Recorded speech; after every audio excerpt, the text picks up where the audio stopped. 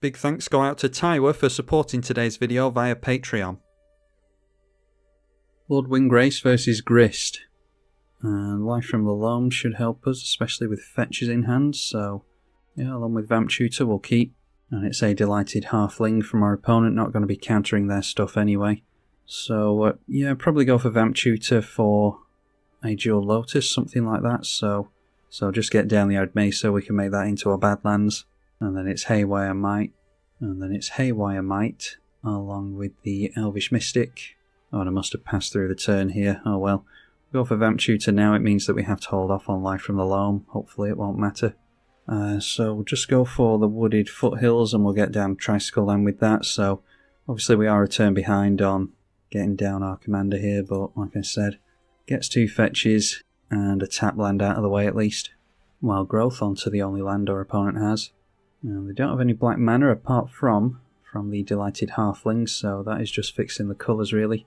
Gets down at the Grist, making an insect token with that, and we see the back of a Mana Crypt. And our opponent hits us for 1 with the Might. Alright, so more fast mana in the form of Mana Vault. Let's get down the Reflecting Pool. Jeweled Lotus will have to crack this turn, because we don't want to lose it to the Might. So down comes our commander Lord Windgrace, and I think it's just going to have to be, ticking up here. That will put us on 7. 1, 2, 3, 4, so we'll have our commander survive for sure. And we'll get rid of a Bajuka Bog and soon reanimate it. Alright, and we can set up a Splendid Reclamation quite nicely, so might as well just throw out the Mana Vault and encourage our opponent to get rid of this thing. Verdant Catacombs being played and cracked to fix the black mana over there.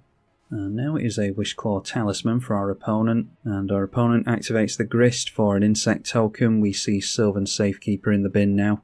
So holding back the insect, worried about haste apparently, just going to hit our commander for 2. And allowing us to get through another turn with the Mana Vault intact. And we draw into a Rampant Growth, so let's tick up on the Lord Windgrace again. And we'll discard a Tiger, loading up our graveyard with lands for the Splendid Reclamation of course. There's another Walker in Nissa, Vital Force. So tap down the Mana Vault for mana. And get down the Lotus Cobra first of all, so that we can make landfall into that. And we'll make a mana with the Lotus Cobra. So that can be green. Then another green, we'll definitely want to get down the Nissa Vital Force here. Let's go Rampant Growth first of all, because that will obviously make landfall and ramp us again. So Lotus Cobra going to make us... So Lotus Cobra makes us a green again, and then we can tap out for Nissa Vital Force. We'll be able to go wide on Nissa Vital Force, so it's not likely that we'll be able to get the limit break on her straight away, but it does help protect our commander, and we'll have to throw something into a 5-5 as well. Could force them to block now and protect the Grist, but I'd rather just make them tap out next turn, try and get some damage on our walkers. Wishclaw Talisman being activated now, and then we gain control of that, probably hold off on that until we can get some kind of game-winning card with it, unless they want to get rid of it now with the Haywire Might, but they'll probably expect us to pass it straight over. Oh dear, and is our opponent going for a boring Protean Hulk win straight away?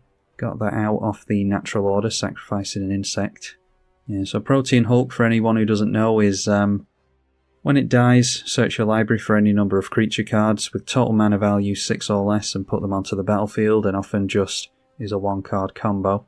So Grist minus down to sacrifice that and is being pointed at the Nissa. Our opponent is grabbing a Young Necromancer and a Viscera Seer.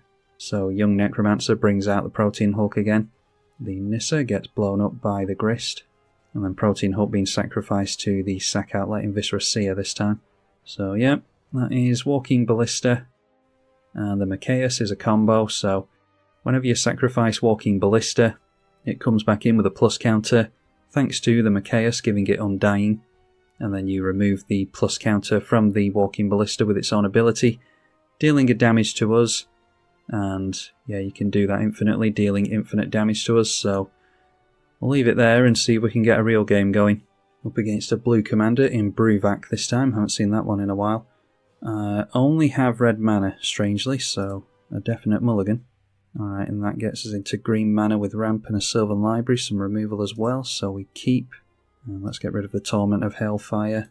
And our opponent starting the game off with a Gemstone Caverns in play, but has to exile a Brainstorm from hand.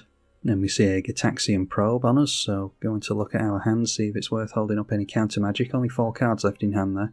And then it's a Mystic Remora, so we'll just draw them into cards here apparently. So shocking the Blood Crypt and get down a Nature's Law. Noteworthy our opponent did miss a land drop there, so he's just looking to get into a means of being able to play lands. Can be another shock land tapped. And paying for the Mystic Remora. Doesn't know if he's going to draw into a land yet. May well have drawn into one during our turn and then passes straight through his turn. That was during the upkeep, so not sure if he did draw into a land there or not. Alright, it's a Tireless Provisioner. We want to be guaranteeing lands really, so I'll go Life from the Loam here. And again, can't pay for the Mystic Remora because it's 4 generic mana. And that allows us to play a land, so I suppose we might as well get down the Sylvan Library here. We'll be able to draw cards next turn with the Sylvan Library and get back the Life from the Loam and all that. If our opponent doesn't draw into lands here, he's pretty unlucky. We're getting him into quite a lot with this Mystic Remora. Won't be able to pay the cumulative upkeep here because it costs 2 and he's only got 1 land in play.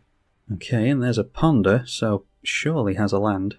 Okay, doesn't have a land in the top 3 there either, so yeah, once again we're on the hunt for a real game. Alright, no ramp in the opening hand here against Krenko either.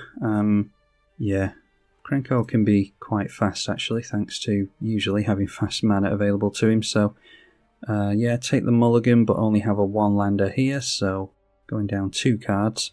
Alright, and that's looking better, so we keep, get rid of Bala Ged and the Strip Mine.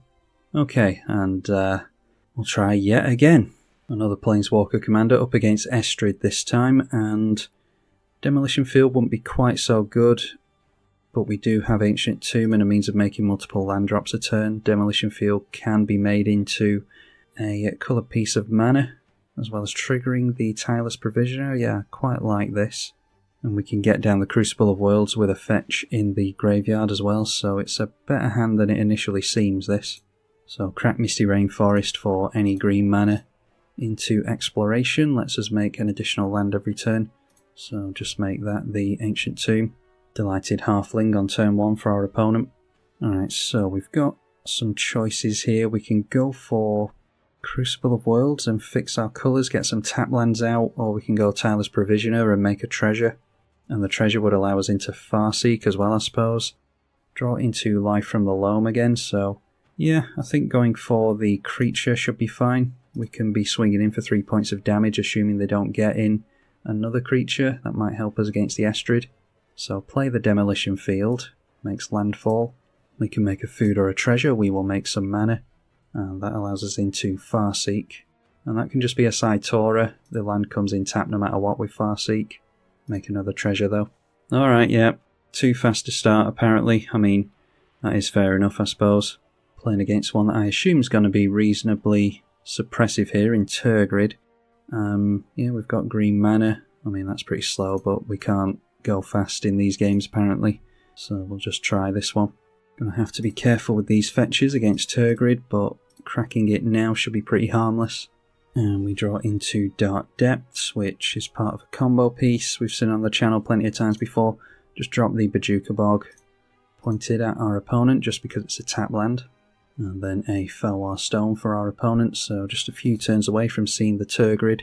Alright, and there is a Sol Ring, so definitely get down the Sol Ring. Can't quite afford the rent, unfortunately, so could go for the Vesuva as a copy of the Zaitora's Proving Ground, just for the sake of fixing our colours, although Ramunap letting us play Polluted Delta should be fine as well. Alright, and apparently that's bad enough to end the game.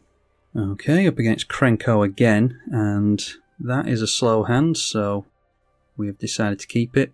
Alright, and what did I say before about Krenko? Always seems to get into the fast mana, so we'll see if our opponents manage to stick it out when they're winning. Drawing into Conduit of Worlds, so go for the Misty Rainforest in for the Tricycle. So it's a turn 2 Krenko for us, just hoping for a board wipe pretty much. Polluted Delta is another good land to get into. No turn 2 plays though, unfortunately. Argument to be made for us playing around Blood Moon as well, but yeah, Suppose we could play around Blood Moon. Yeah, go for a swamp. We can get a green mana from the Misty Rainforest when we start playing those from the bin. And then it is a Beetleback Chief, so they now have 4 goblins in play, ready for a Krenko activation. Alright, and there is a Bedevil, so... do we go after the Krenko now? I think it's fine to get rid of Krenko and then Sol Ring the turn after, if we can't do anything else. Alright, so turning everything in sideways, they played out a Goblin Pile Driver, which we will have to be very wary of. And Goro Goro. Alright, that is a 3 visits, which won't allow us to hold up the Reclamation Sage, unfortunately. So I have to go for this now to blow up the Sol Ring, and that will give us a chump blocker against the Pile Driver as well. A Mind Stone now for our opponent is missing land drops, and turns everything in sideways apart from the Goblin Pile Driver, so we'll just take the damage here and continue to hold the Reclamation Sage against that thing. Already down to 20 though. Alright, and there's a Damnation, so we've got time to grab ourselves, not without any green mana, a 3 visits here. Maybe pretend to hold up Vamp Tutor. I don't suppose our opponent's going to play around that, but so we just need to hope that we survive another turn here. If our opponent gets down some kind of Lord effect, it's going to be difficult. Yeah, alright, there's a massive raid, so 9 creatures controlled by our opponent means they can blow up the Reclamation Sage. We were just 1 turn away from the Damnation. Missing land drops there means that we couldn't survive it. This got buffed up to a 17-2, and as if by some miracle, our opponent made it all the way through the game. Up against Atla Palani now, and yeah, again it's a slow hand, but we can't keep fast ones. Got a Vandal Blast to slow our opponent's fast Sol Rings and the like down as well. Okay, there's a Barlaged Recovery, which I don't think we need to get down, so it can be a swamp. Hold off on the Yavimaya for as long as possible, because it could fix our opponent's green mana. Maybe go for Barlaged Recovery and tap next turn.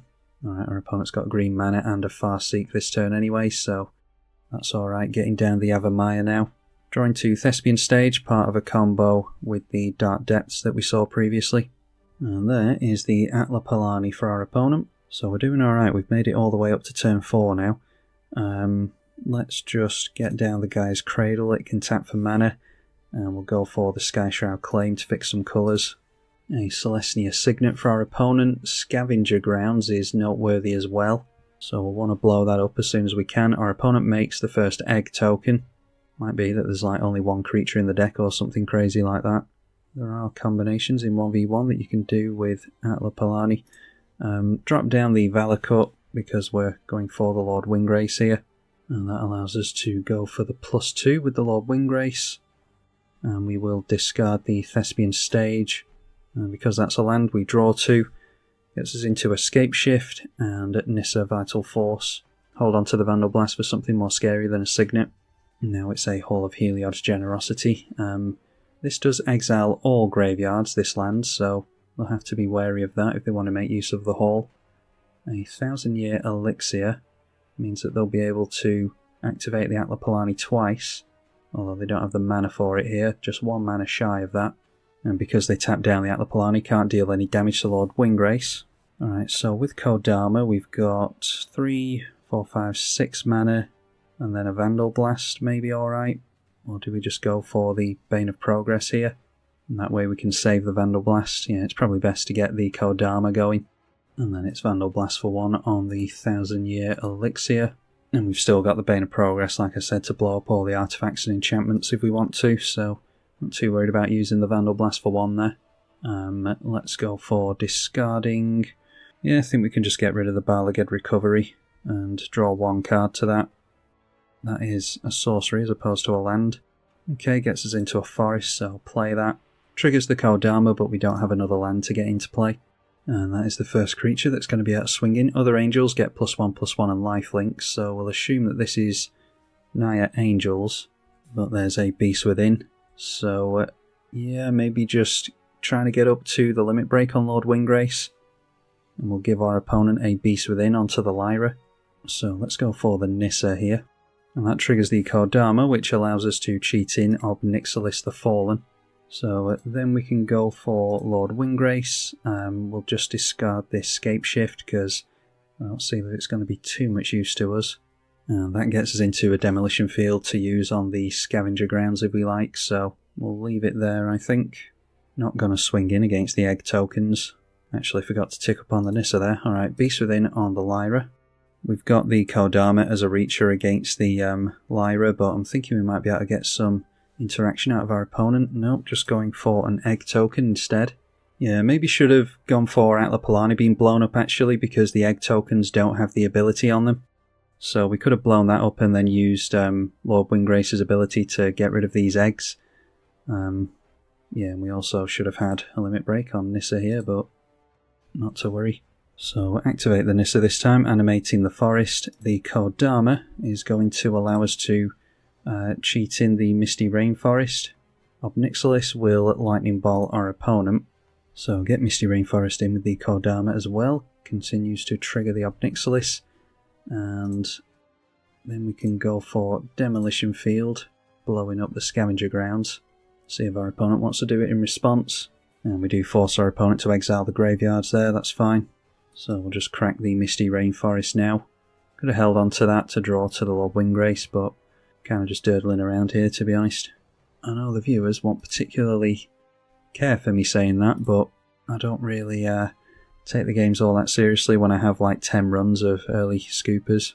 Alright, and then yeah, our opponent's scooping anyway, so see what we were drawing into in all that. Just another land. Yeah, more lands, so would have ended up ditching those to Lord Windgrace, but ultimately weren't really doing that much of anything there. It would have taken us another few turns to really set anything up. Like I said, what I should have done is gone Beast Within onto the Atla Palani, but like I also said, I wasn't really concentrating because I knew the game was going to end in an early scoop anyway. Lord Windgrace sticking down makes a bunch of cat tokens and blows up the eggs, so we can start swinging in and dealing even more damage. Obviously that clears the way for a massive Obnixilis the Fallen as well, so I'll try again with Lord Windgrace if you would all like, but if the video doesn't do particularly well, like a lot of the 1v1s don't tend to unfortunately, then obviously I won't bother. It is all dependent on your good selves, so hopefully you all enjoyed it. I'm Tribalkai. Thank you for watching.